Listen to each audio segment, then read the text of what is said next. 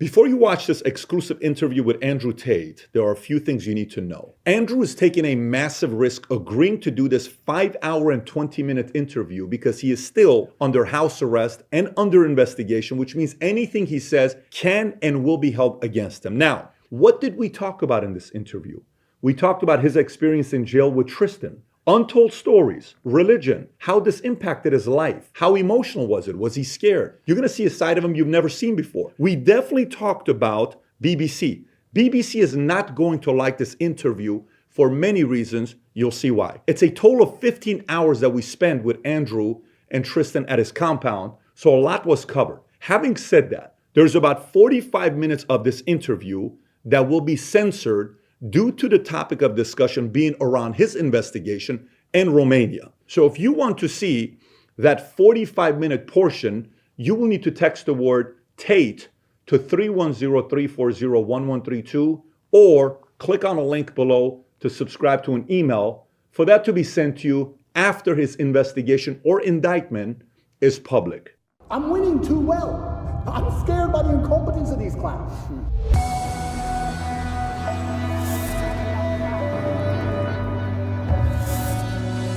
If this guy is so innocent, how can they get you to go to the dungeon for 92 days? How can they put you on house arrest? How can they do all this stuff?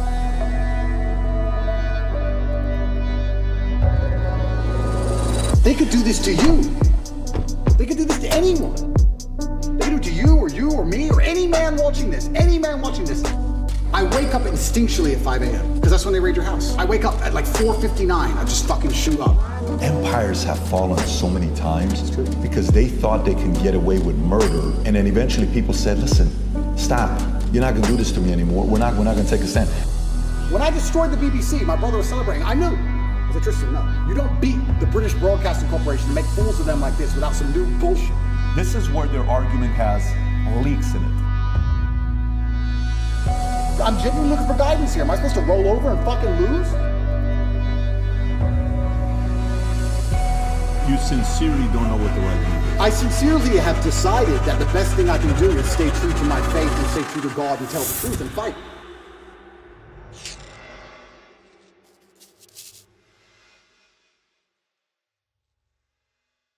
So a lot has changed since the last time we sat down with Androteet. Last time we sat down with him, you were the most Googled man on earth. Today, effective last 2 days, you are now the most Googled woman on earth. Correct. According to your Twitter profile. Correct. And we wanted to make sure after the BBC interview, you made certain requests. Yeah. You said you want, moving forward, there to be a $50,000 fee when people sit down to do an interview. So we wanted to make sure the ESG score for this interview would be very high. We got you a $50,000 Target gift card. I appreciate that very much. People in America will appreciate I need that. a whole new wardrobe. And then Yeah. you also said cookies. So Adam got you some Box of taste chocolates. cookies. Amazing. To make sure we Yes. match that. And then we One did, for your brother as well, I We believe. did bring a Bud Light, Yes. but unfortunately, Vinny finished it on the way here. Vinny, you know, we I'm already a girl. I don't need Bud Light. yeah, so we respect that. So, but anyways, look, a lot's obviously changed from last time to this time. Last time we sat down was around 9 months ago. Yeah. You had, at the time, been deplatformed from every social media platform. We came out here, we sat down, we spoke. The Matrix was attacking you. You were saying, Matrix attacking me, Matrix attacking me. Yep. From then on, Musk buys Twitter in October. Yep. He then reinstates you. Correct. In one day, I believe you get 1 million followers on Twitter. You're upwards of 7 million today. Yep. Every other account's taken down. I think even Tristan was taken down off of Instagram. Yep. And then, you know, the arrest comes, the lover boy, all these articles. Yep. And Vice releases the hit piece on you guys. You know, they're saying what they're saying, and I'm sure we're going to get some comments on that. Yep. The initial 30-day lockup was extended twice, 92 days in the dungeon. Yep. We had a chance to speak with one of your lawyers, Tina Glandian, on February 24th. It was a great conversation we had with her. Then eventually you're released, you and your brother come out, and you specifically make it clear that you did 7,417 push-ups. Correct. Very impressive. You received letters from thousands of fans. You read the Quran on a daily basis. Yep. At no point was any charges, anything official charge. It was all allegedly. Yep. And while you were away, a new star was born, Dylan Mulvaney, which I'm sure you're familiar with. From there on, a lot of comments were made. Comments of people that supported you, comments of people that didn't support you. Yep. Logan Paul said by 2023, he will not have a sliver of relevance, is what he said. KSI said Andrew Tate snitched on himself after getting racialed by Greta Thunberg. Matt Bernstein advocated to get you kicked off of Instagram. Sure. And he's part of the Blue Pill community, a big famous makeup artist. Yeah. Ethan Klein said, and that's why I call him Andrew, the human trafficker. He sent me a cease and desist threatening to sue me for defamation for saying he's a human trafficker. Yeah. What else am I supposed to call someone that buys and sells human beings after their will? Tate, the human trafficker. NBC in January 2023 said Andrew Tate said he broke a woman's jaw and that his business was a scam ahead of Romanian charges. Yeah. Rolling Stone said, meet Andrew Tate, ex-kickboxer, red pilling the angry young men of America. These are people that didn't support you. Now, these are the people that supported you. Tucker Carlson, he comes out and he says on Full Send podcast, first of all, he's really smart. Yeah. The spirit that animates Andrew Tate is very clear and very obvious, and it's not a malicious spirit at all. Andrew Tate's core message is respect for yourself, act like you're worth something, achieve something, do something, get the fuck off the couch, put down the porn, go do something with your life. That's the greatest message that anyone could give. It tells you everything about the people in charge who say that's threatening. What is that threatening? The same people who live on the pedo island with Epstein and the same people that were friends with Harvey Weinstein were claiming to protect women by rebuking Tate. Yep. That's Tucker Carlson. Yep. Piers Morgan, who originally, when he went on, it was very combative. Correct. It was a very good interview, entertaining, but it was also interesting to see him trying to push you. And then he flips and he says, this is getting ridiculous. Romanian authorities must either charge him and his brother if they have actual evidence of crimes or release them. Musk obviously supported by restoring your account like this. Jake Shields said people are freaking out about young boys looking up to Andrew Tate, but totally fine with young girls looking up to Cardi B and the Kardashians. And obviously, Aiden Ross, Red Pill community, Joe Rogan. I can go on and on and on about a lot of things that's being said. We watched the BBC interview, and we'll talk about BBC here in a minute because I have some questions on that as well. But the first thing I want to ask you is, 9 months, where we were at then, September, to where we are today, a lot's changed. How do you feel with everything that's going on? And tell us a little bit about your current state today. Yeah, there's a very strange sense of terror that comes from knowing exactly what's going to happen to you. There's a strange sense of calm that comes from it also, but in the middle of the night when you can't sleep, sometimes you feel happy knowing what they're trying to do to you, and sometimes you feel terrified knowing what they're trying to do to you. I think I'm very happy. Every single podcast I did previous to this, I hammered the point home and I made it very clear that they had the intention of trying to put me in jail. I said there's 3 lives. They try and cancel you and slander you and destroy your name. They don't just want you to disappear from the internet. They want you to disappear from the internet in a cloud of shame. They have to shame you, which is why they chose the crimes they did for me, and it's why they usually choose the crimes they choose, because it's heinous. They want to shame you, and they want you to disappear with your head facing the ground and never pop up again. Obviously, they attempted to cancel me, and I became more famous than ever before. I even said to you on your podcast, and I said on other podcasts, I said, I think they made a mistake. I think when you have power and you overuse it, what happens is a rebellion. That's how a revolution starts. When you have power, you have to be very, very careful with how you use that power. The second you overuse it, there's a revolution, and we're in Romania, so they know all about that. That's exactly what happens. And I said at the time, I think I was a mistake. I think they made a big mistake canceling me the way they did. And then the second time, the second life, which I described as they try and put you in jail for no reason. Here we are in the current scenario. I knew it was going to happen. And the third one is they put a bullet in your head. So we're going to have to see how the second life plays out. And yeah, I mean, when this is all over and I win the court case and I get the not guilty, I won't be smiling. I'll be walking out the courtroom with my head on a swivel. That's the kind of life I'm living now. I'm going to be thinking, oh, okay, so their second attempt failed. Now what? Like, do I want to fly private anymore? Do I want to go that place anymore? You start to think about these things. Like, do I want to do these things? A lot of billionaires dying in plane crashes. It's strange. So it's scary, regardless of how it plays out. And I guess you just have to go with the punches and see where it lands. And God has a plan for me and for all of us, and we're just going to see how it ends up. Full disclosure, you don't have any suicidal thoughts. I want to make it very clear, and I make it clear on absolutely every single podcast, I would never kill myself. I don't care what they say. I don't care what video they show you.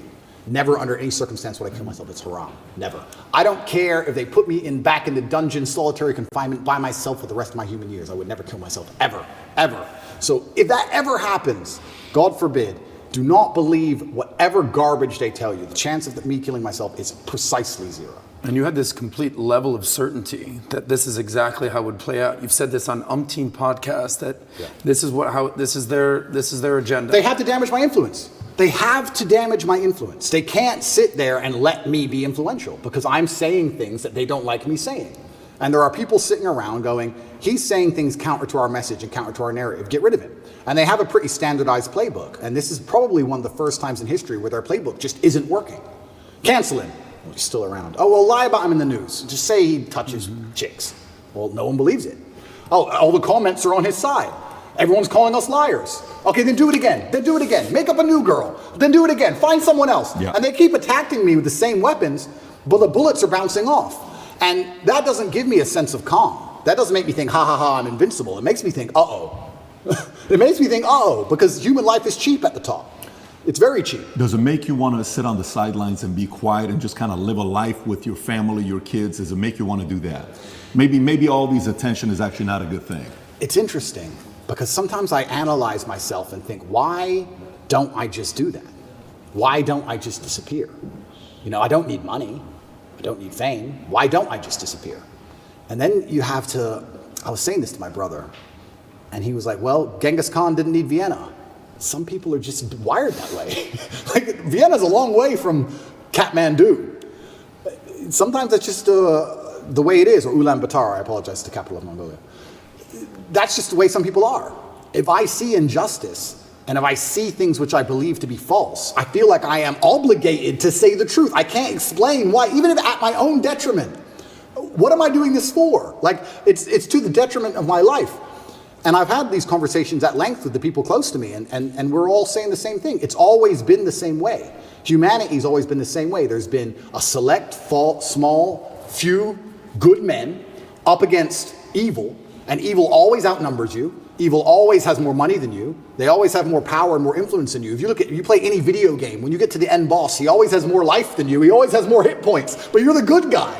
And it's kind of like, it's never been any different. At any point in human history, there's been the good guys up against the forces of evil, whatever they were of the time. And you've always been outnumbered, and you've always been supposed to lose. So you consider yourself the good guy in this situation? I think that truth is instilled by God in all of us, and I think if you tell the truth, you're a good person. So who do you think is the bad guy? You know, everyone uses they, them, they're after me. Who's they? Who's the bad guy? Well, instead of saying who, what I will start by saying is what they do. And what they do is they control information. And we now live in an information society, and by controlling information, they control how people think and act and react to things. That's all they have to do. They have to control information, and they have to be very selective with what they allow you to talk about and what they allow you to discuss and what they don't. And once they can do that, they can keep you bickering about garbage, and they can control the sensitive information, and then they run the world. So having all the information controlled and having this hard barrier on what can be discussed, that's how they can purport absolute fallacies. I think now it's been a couple years, we can probably talk about it. They psyoped the world into believing they should be afraid of the common cold. They psyoped the world into this. And if you think about how difficult that would be to do, how difficult would it be to psyop the entire population of Earth? Well, what you do is you just lie on repeat, and you don't allow anyone to say anything counter to it without hurting them the same way I've been hurt. And you just psyop them. It's actually amazing because now I use that exact same psyop on people. I love it. I love it. So when I sit with someone who's not matrix-minded, when I sit with someone who is matrix-minded, like when the BBC walked in here, I'm like, do you all have your vaccinations? Social distancing. Did you actually? 100%. Social distancing, please. And they look at me like I'm crazy. Well, how am I crazy? 2 years ago, you were telling me to do this. Now when I repeat your own worldview to you, I'm crazy. Well, if I'm crazy, guess what? You're a fucking liar because you lied the whole time. So either you're a liar or I'm not. You know, how can I be nuts? Put your fucking mask on. If I ever talk to any of these clowns again, they're going to be fully masked up. And I refuse. I don't care if you've had 2 booster jabs. No, I want all 6 injections. I want paperwork or get fucked. You're not coming in the house. Get fucked. I'm scared of COVID. It's dangerous. I believe the mainstream media. I'm scared. This word you keep using, psyop, I've never heard. آقا دیدی اینا خودشون هم این کلمه رو نشینن. بعد من باید واسهتون ترجمه کنم. بزن دکمه حسابو. چی شد؟ یه دقیقه وایسا. Martin, جونم داشت چی شده باز؟ let them see the interview. داشت خب بذار یه حسابی هم به ما برسه دیگه. That's what it's short for, psychological operations? Correct. Break that down. What exactly is a psyop? Yeah, a psyop is the matrix as a whole. Psychological operations are constant. They constantly decide how they want you to think and what they can do to make you believe that, right? There's a whole bunch of them they do. But it starts with tolerance. That's what I don't like about this whole guise of tolerance. It's not that I'm an intolerant person. It's not that I'm a bad person. It's not that I want to hurt other people. But when they keep pushing tolerance, what they're trying to say is have no standards or barriers or parameters for anything. That's what they want. You have to be tolerant. Tolerant of what? Tolerant of having your shop set on fire, tolerant of your kids being taught things you don't want, tolerant of crime, tolerant of your house being broken into. Like, tolerant of what? You're not allowed any hard barrier or any hard parameters as a man anymore. That's why they push tolerance. That's the beginning of it. That's the first stage. Once you accept absolute tolerance, well, then it's the end, isn't it? I'm tolerant of everything. I'll eat the bugs. Sure. You'll tolerate everything. I'll tolerate everything. I'm tolerant. Sure. So when I say things like I'm intolerant of certain things and people think that's bad, no, you need to have standards and parameters. And that's one of the reasons they also attack me. I say that men should be allowed to have standards and parameters in a relationship and in their lives. We should be allowed to decide who we want to marry, and we should have standards for her. They have standards for us. We should allow ourselves to have standards for her. We should have standards in what we'll accept from a government and standards in what we'll accept from a police force. We should have standards as men. But they're trying to erode all of that, because once that's gone, then your brain is completely empty. And then once your brain's empty, they can just plug in the slave program, and then it's over, right? You're a tolerant person. You're a tolerant person. You're a good slave. Slaves are exceptionally tolerant. So the shirt you wear is what? Escape the slave mind? Resist the slave mind. Resist the slave mind. What does that mean exactly? It's a better word, resist. Resist. Right? But I want to do this before we get into, because we got 5 hours, guys. We got plenty of time to get into a lot of different topics. So one, I do want to talk about BBC, the handling of the interview. I want to get your thoughts on it. I know there's been reactions, but I want to go a little bit deeper into it because I want to compare how your start with the interview with BBC started versus Philip Schofield versus Musk. I got all the first questions. We'll cover that. I want to talk about media. I want to talk about your evolution of your faith, atheist, Christian, Muslim, and then some of the things that's going on with politics right now. You know, maybe a little bit of Romania, you know, Trump. We'll cover what you're talking about with different things. It's funny you're saying monopoly on power. If you abuse it, now YouTube's turning around and saying, hey, you can talk about the election. We're no longer going to give the strike. So that doesn't work forever. First thing I want to talk about, I think the audience would like to know, for you and Tristan, 92 days in the dungeon, you know, you're in jail, your experience in there, we keep hearing about it, we read about it, but what was it like for you guys being in there? So I'll start by saying, and I have to make this clear, that the staff in the jail were exceptionally nice to me. They were very apologetic. The vibe was apologetic. Nobody was really treating me like a criminal. There were a few guys who were icy cold, I guess you could call them. They like to think of themselves as professional, but they were just inhuman. But over time, they warmed up, and I was exceptionally nice also to all the staff. Jail was terrible. I'm going to start by saying jail was terrible, and I was miserable inside of the jail cell. It's a good thing depression isn't real, because I would have been depressed. But I think in life that you get what you give, and I wanted to feel happier, so I tried my very best to make people happy. So when the old lady would bring me my food, I would sit and say, oh, this is the best food I've ever had. I've never had food this good. Did you cook this? I thought yesterday was the best, but you managed to surpass it again. How'd you do it? What's the magic ingredient? And I ended up making friends with them. Like I had grandmas in there, the old ladies cooking the food. And by trying to make people happy and smile all the time, I started to feel a lot happier. But it's kind of scary. And I think the scariest thing about jail was the uncertainty of it all. If they would have said to me, you're in jail for 92 days, or even 5 years, you got 5 years, cool, I do my time. But when you're nabbed and thrown in a cell without charge, you're like, well, how long, is this my life? Is this it now? Is this the end of the story? I'm just in this cell. And I was picked up on 29th of December. I went through this quick court case. Like I said, I'm inside of the jurisdiction of Romania, so I have to be very careful with what I say because the case is ongoing and we're in Romania and I can't leave Romania. But obviously Romanian court is in Romanian by law.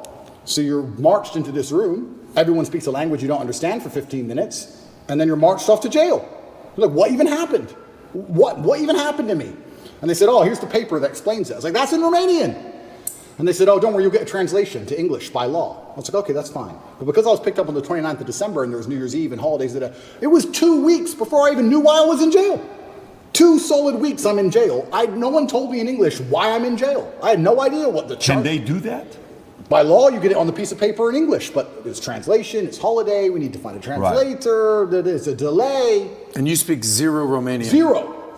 So they said, oh yeah, human trafficking. I'm like, what do you mean human trafficking? Who? When? What? What is this? Took 2 weeks before I finally got a piece of paper, and then I realized what garbage it truly was. I mean, I knew it was garbage, but I was like, this is complete garbage. Yeah. So, yeah, I have endless stories from jail. It was certainly... I don't think jail teaches you much new. What it does is confirm everything you already know. It confirms everything you know about the reality of the outside world, that you need to be physically strong so that you're not attacked by others, and mentally strong so you're not attacked by yourself. You learn who's on your side and who isn't. You learn who's a coward and who's not. You learn who's an opportunist and who isn't. Your circle, you certainly learn a lot about the people around you when you go to a jail cell, that's for sure. But I remember it was New Year's Eve. When I was first picked up on the 29th of December, I was very sure I'd be out in 24 hours. I was like, there's no way they're going to keep me. For what? Like, this doesn't make sense. So finally New Year's Eve rolls around, and I'm sitting in the jail cell by myself. And in Romanian jail, you don't leave the room. It's not like an American jail where there's a yard or anything. You're stuck in the room. It's 3x4, and that's your existence. You just stay in the room. Are you by yourself? 24 or with hours Tristan? a day. At the beginning, I was by myself.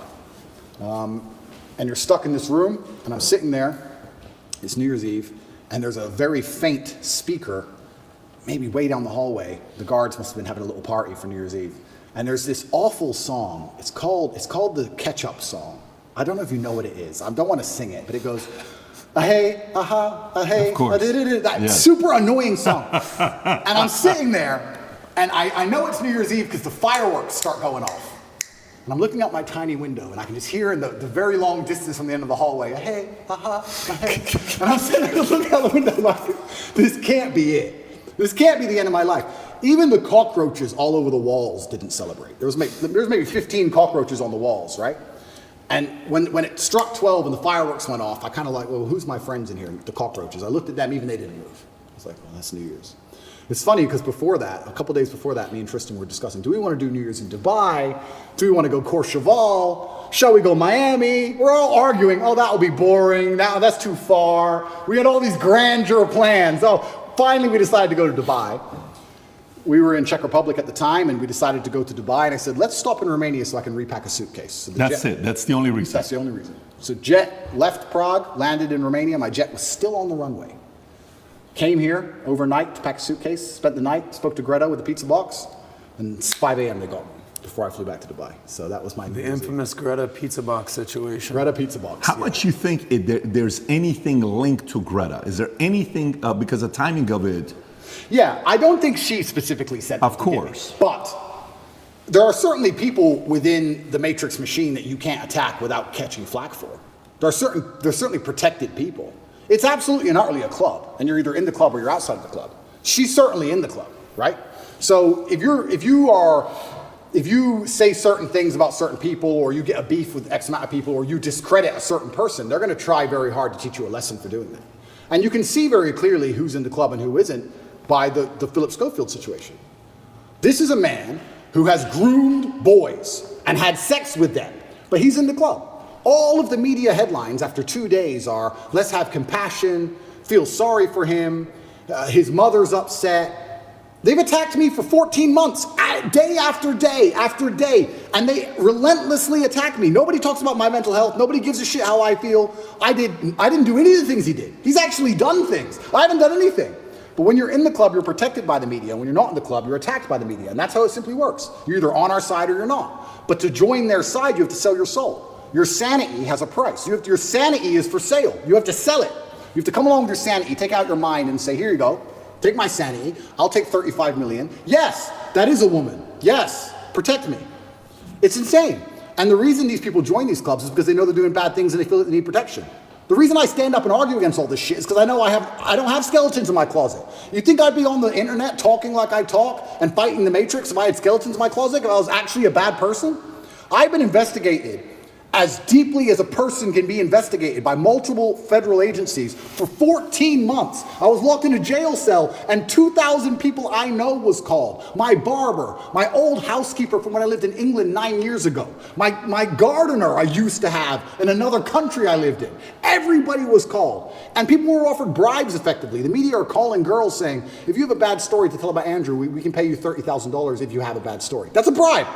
That's a bribe. And they still couldn't find anyone. Still, I've been investigated to a deeper level than 99.9% of people you'll cross on the street. And they're saying I'm guilty and I'm a bad person? You go get 20 men off the street and put them through what I've been through. You'll find more crimes than you've ever found with me. Absolute clown world. It's insane. And if I was part of the club, none of this would be happening. The media would be on my side. They wouldn't be hitting me this hard. They wouldn't be lying about me. All I had to do was sell my soul and sell my sanity, and I refused. And they're trying to punish me for it. That's what's happening. It's funny you say this. When we watched the BBC interview with Musk, right? And he goes up and the guy opens up the question with, why'd you agree to do this interview? He says, well, I don't know, what's the name of the BBC? And he's trying to mock them and all this stuff. And there's a part of it where, you know, he calls them out for the mistakes they made. Yeah. And if you go to the bottom of the interview on BBC, you'll see comment section saying, why'd you cut that out? Because Musk puts it on Twitter, but they didn't put it in the interview. Yeah. Then you watch the interview with you. The first question they ask you was, what's the first question? Hey, you've been accused of serious crimes, rape or something like that. You know, right off the bat, they ask that question of you. And then you see the interview, Lucy Williamson, I believe, her first question was, you're facing some very serious allegations. Have you raped anybody? That's the open question that they ask you. And the video they put up, the first one, they take it down. The second video they put up, that's 12 minutes like the highlight one, they turn, the comment section is open. There's 80,000 plus comments there. یزید یه ویدیو چرا 10,000 تا باید کامنت بگیره؟ Because I'm a G. که اینطور برعکس ریل ورد بریزید تو کامنت ها بنویسید گنگ فقط ارتش ریل ورد تا ببینم اندرو جیه واقعیه یا ماها جیه واقعییم. فقط آقا رکورد کامنتاشو نزنید. الان تو اپس خونگی یه موقع دپرس میشه. Then you look at Philip Schofield, and you just brought up Philip Schofield. For people that don't know who Philip Schofield, do you mind explaining to people who he is? Yeah, he was a TV presenter in England. He was very famous. He ran the morning show, and he was grooming children for a very long time, and all the staff knew about it, and the people who worked on the show with them were being groomed by him, and everybody knew, and it was all a big ha-ha-ha joke. And now he's come out saying, oh, please don't pick on me, I feel sad, and the media is saying, I'll leave the guy alone. He is, when you go look up his Wikipedia, it says he rose to prominence as children's BBC continuity presenter from 85 to 87. Yep. Then went on to do programs on BBC and ITV for Going Live, This Morning, Dancing on Ice, All-Star Mr. and Mrs., The Cube, and a bunch of other things. And they interview him, okay?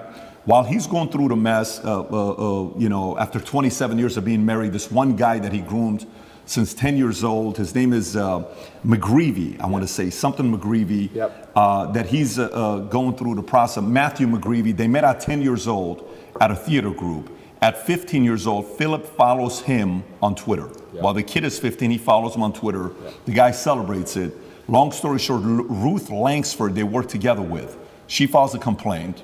Then right after filing the complaint, McGreevy gets fired. Then he has to take a break. Then he comes out after 27 years telling his wife, you know, and hey, I'm gay, I'm coming out of the closet. He's got 2 daughters.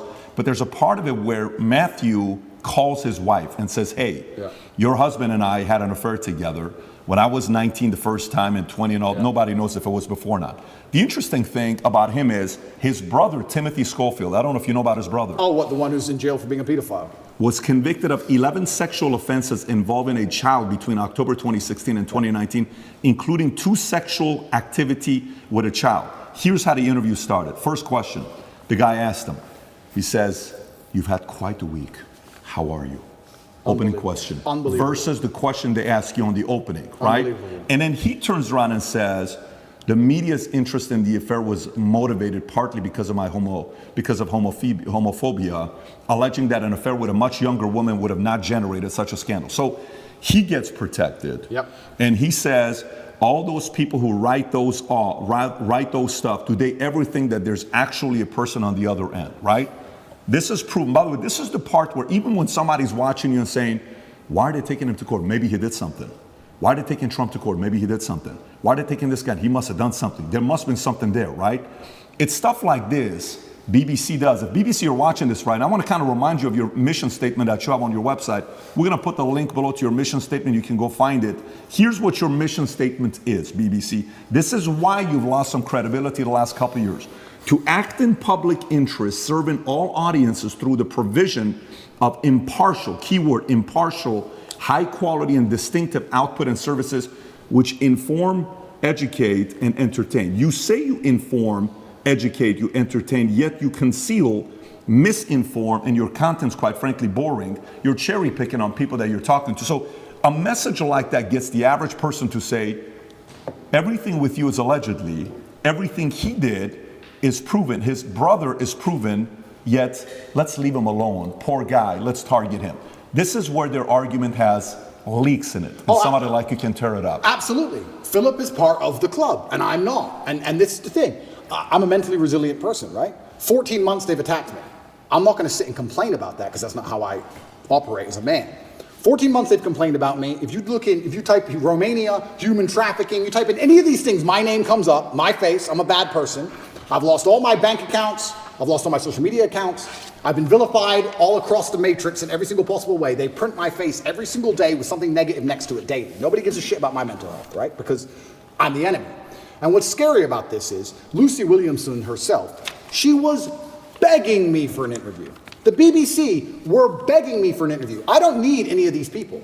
The only reason I even sat down with the BBC is because they were begging me. I can go and just say my own words and get plenty of views, right? But the whole time I was in jail, they're begging me for an interview. Can we speak to him on the phone? Maybe you can give an interview from jail. Can we have an interview? Please, please, please, please. And I was saying, why do I want to talk to the BBC?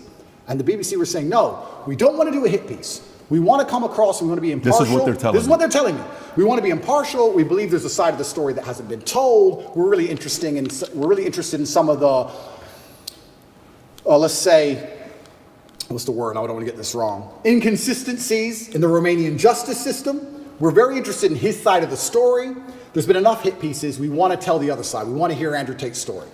And I said no, on repeat. Then they sent me a list of questions. I didn't even ask for a list of questions. That's not who I am. I don't have to script. I never asked for a list of questions. They sent me a list of questions.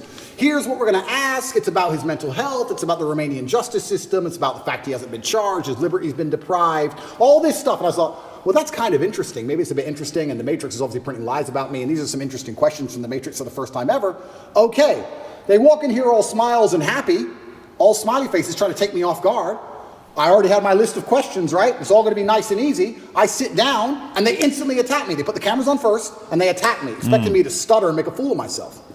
It's kind of like they tried to sucker punch me. I'm in the club, and they're my friends shaking my hand, and they tried to hit me and knock me out. And this is the thing that's so amazing about it. Yes, I destroyed the BBC. But of course I did, because I'm smarter than all of them. But why should I have to rely on my wit and intellect to destroy BBC with their research team and their plan? Their deliberate plan to try and annihilate not only my credibility, but my life. They are trying to put me back in jail, these people. They're not dishonest. They're genuinely evil. And they don't give a shit. And so why should I even sit there and entertain them? I believe I could slip every single sucker punch they throw at me for the rest of human time. I could sit with any of these clowns. And no matter who they sit with their research team, whatever garbage they come up with, I'll make a fool of all of them. But why am I even entertaining them anymore? What's the point? That was the last chance I gave mainstream media. They lied for months to get that interview with me. Completely dishonest, head to toe. And like you said, they sit with Philip. Are you okay? Are you okay? We heard your mom's upset, that poor old lady. Maybe everyone should stop talking about it because his mom's upset. Let's not talk about it anymore because his mother's old. You're either part of the club or you're not. You have to sell your sanity nowadays. If you sell your sanity, you're afforded protections. That's the reality of it, because if you're a sane thinking person, you don't buy their bullshit. And that's what upsets them. They don't want anybody who thinks for themselves. They need you to they want you to believe exactly what's on the television screen. Believe in COVID. It's COVID now. It's COVID now. Oh, Putin's invaded Ukraine. Putin's cured COVID now. Now it's Ukraine. It's insane. Till the next thing comes. It's absolutely asinine. Did any of the questions that they sent you ahead of time? Zero. By the way, there was no that's not how we operate. Asked us ahead of time whatsoever. Did they ask you any of the questions they said they were going to ask you? Zero. They start with an attack and it became a battle instantly. Did they ask you at any point what jail was like? Zero. What your mental health was like? Zero. You completely missed the mark when everyone wants to know what was jail like. And they don't even ask you that question. But this is what's so interesting about it. These people are so detached from reality, because they are genuinely detached from reality. They think that finding a video I made 8 years ago, a 4-hour speech I made 8 years ago, and finding one line of it without context that can be misconstrued, they think that sitting down with me and saying that to me is an aha moment. Nobody cares.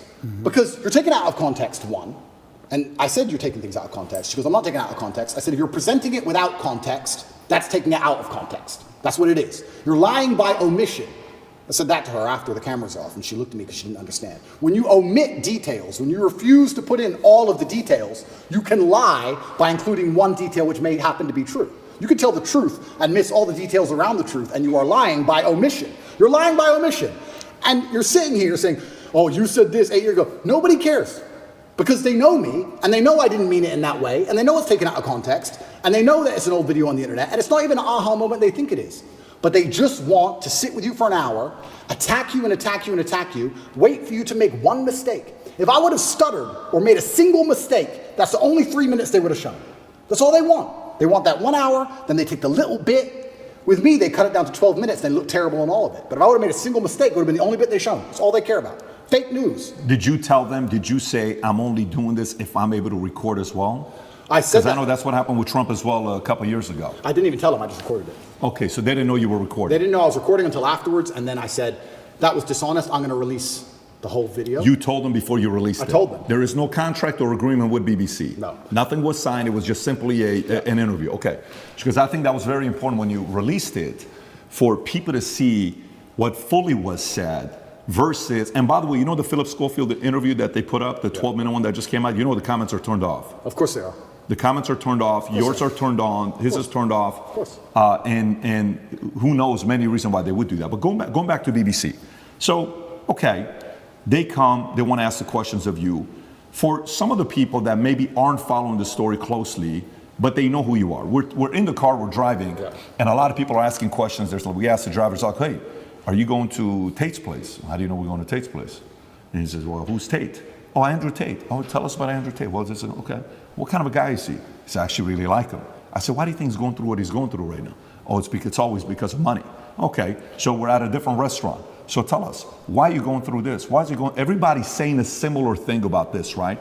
But for those who don't know, there's 3 different camps. Yeah. The camp that already sees you guilty, it doesn't matter what they read. So for example, this story here, from BBC came out just last night, 10:30. Andrew Tate choked me until I passed that, UK woman claims, right? This is Alice, another anonymous name, just like Sophie, right? Yeah.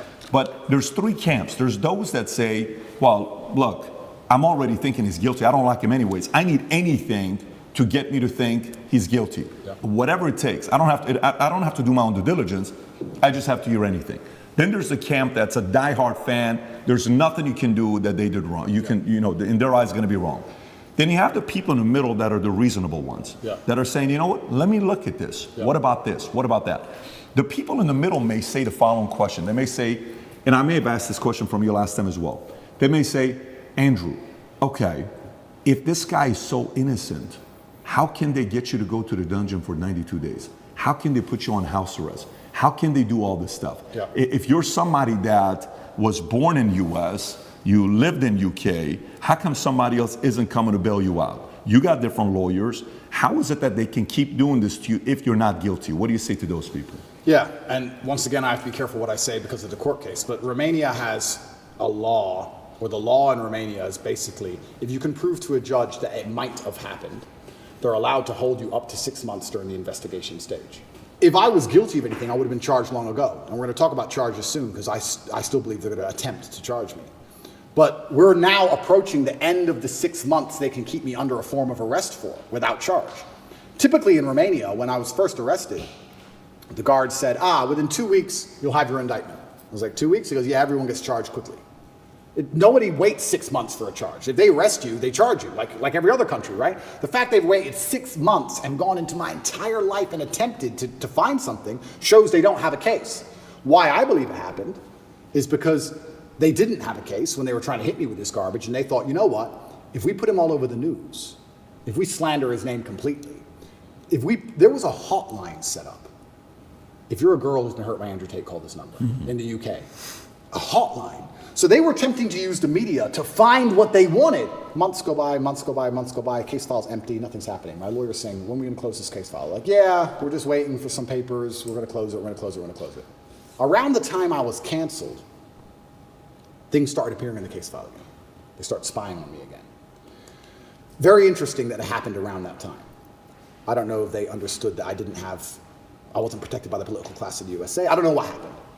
They started to build this case, and they spied on me for all of these months, spending millions of euros, spying on me everywhere I went, trying to find evidence of a crime. Eventually, they get to the end of their legal limit to spy on me, and they don't have any crime. They don't have anything. So in my current court case, we have two Americans who lied, the ones who we have the conversations between them saying they're going to get an Oscar for lying to the police. We have the CCTV of them coming and going. We have their Uber records showing they can travel the country freely. We have their phone calls with their mother where they're saying, yeah, he didn't hurt me, and my boyfriend caught me. We have all of it. We have all the evidence. We have those two, and then there's nobody else who could possibly even take the stand. I don't believe, as high level as this Matrix attack is, I still don't believe a Romanian judge is going to put me in jail with the dossiers. I've seen it. It's garbage. I don't think I'm going to end up in jail. But it's just taking years of my life, damaging my influence, having bad things to say about me, keeping me under control, keeping me locked in a house. That's all they want to do. They have no interest in the truth. There's no victims. There's no one to take the stand. Do you know who Sophie is or Alice is or no? Yeah, so the BBC, Ali? That's really interesting. So then the BBC says, well, we found victims, because the BBC have done enough investigative journalism to understand that the case is garbage and there's no victims. So they said, well, we found victims. They found one called Sophie first. That was a few months ago. I think I was still in jail when Sophie appeared. Is that her real name? No, that's her fake name. So they have a girl with a fake name called Sophie. They don't show her face. They ask me, what do you think about Sophie? How can I comment on Sophie when Sophie isn't real? Firstly, you've made her up. Secondly, I don't know who you're talking about. You're saying that 9 years ago I was emotionally controlling? That is the most subjective garbage accusation. What does that mean? 9 years ago I said you shouldn't party with those guys in the club. Is that what I said? I don't know what I said. I don't know who she is, if she exists at all. And they're saying 9 years ago you were emotionally controlling. Sophie said so. Who's Sophie? We're not telling you. What's emotionally controlling mean? We're not telling you. What comment do you want me to? If this person even exists, which they don't, then I destroy the BBC, make it very clear to them that Sophie doesn't exist, on repeat, because she doesn't. And 2 days later, Alice appears. What's interesting about this is that DCOT, the federal agency inside of Romania, along with help from international partners, have tried so hard, spending millions of euros with federal level tools to find a victim so they can put me in jail. And they can't find anyone. But the BBC just pulls them out whenever they want. The BBC does. Where do these people come from? And I say this every single time. If anybody believes they've been wronged, male or female, by me, go to the police. Go to the police. I encourage you to go to the police. All these people say, we don't want to go to the police. We just want to stay on the news. What, is that because you're not real? Is that why? That's pretty convenient. I mean, I thought I was a bad person. Why don't you go to the cops? Oh, because you have no evidence and it doesn't exist? That's why. Are all these accusers in the UK, not even in Romania? Not even in Romania. So Sophie and Alice are supposedly both from the UK. And Alice's story is... To correct, it's not Alice. I said Alice, it's Evie. Evie or Evie or something like that. E-V-I-E. It's all made up names. It's all made up names. Yes. So Evie, we could call whatever name we want. But yeah, Evie is saying 13 years ago I choked her or something. Yeah. By the way, when is the 6-month time limit? End of this month. Okay.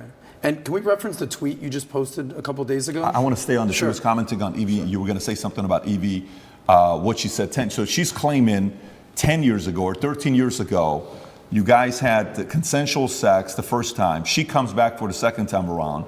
According to the story, she says she was being, your hand was on her throat, strangled me. She was passed out for a minute.